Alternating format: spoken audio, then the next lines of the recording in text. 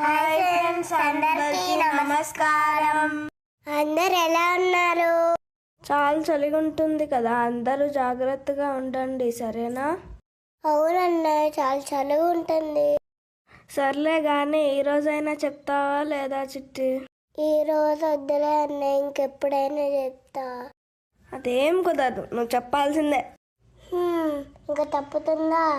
సరే చెప్తానులే అన్నయ్య. ఈరోజు మా చిట్టి చెల్లి మీ అందరికీ ఒక చిట్టి కథ చెప్తుంది, మరి విందామా? అనగనగనగనగా ఒక అడవిలో ఒక పెద్ద సింహం ఉంది. అక్కడే ఒక చిట్టి ఎలుగుగోడుంది. తర్వాత ఒకరోజు సింహం తిని చెట్టు కింద పడుకుంది. సింహం కాదు చిట్టి, సింహం. అదేలే. అదే అన్న, చెట్టు పైన ఎలుక కాలు జారి సింహం మీద పడింది. అమ్మో, అప్పుడేమైంది చిట్టి? సింహం నిద్ర లేచింది. ఎలుకని తినేద్దాం అనుకుంది.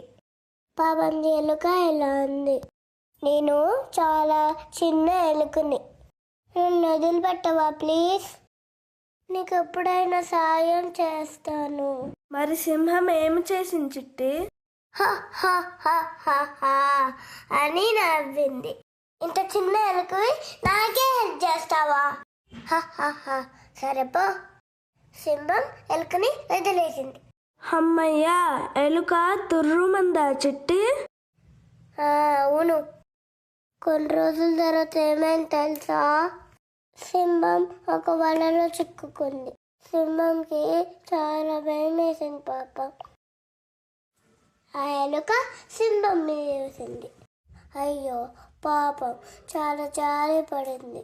ఇంతలో ఏమైంది తెలుసా? ఎలుక పళ్ళతో వల మొత్తం కొరికేసింది. ఆహా, భలే చేసింది ఎలుక.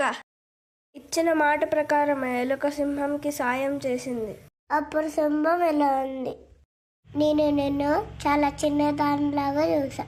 ఇప్పుడు నువ్వే నా ప్రాణం కాపాడావు, నన్ను క్షమించు అని సింహం చెప్పింది.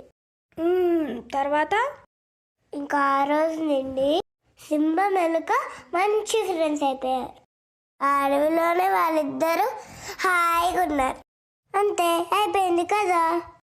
ఈ కథ నీతి ఏంటో చెప్పండి. ఎంత చిన్నవారైనా కించపరచకూడదు. సూపర్, కరెక్ట్గా చెప్పావన్నయ్య.